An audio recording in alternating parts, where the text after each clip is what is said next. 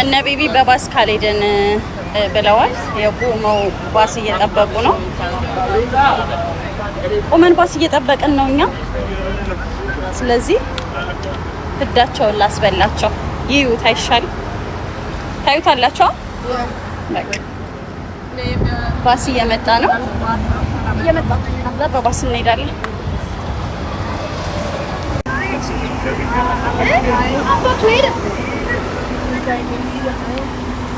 ኦኬ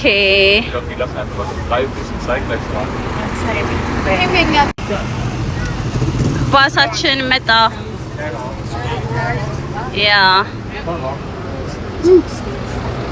ሂዱ ግቡ።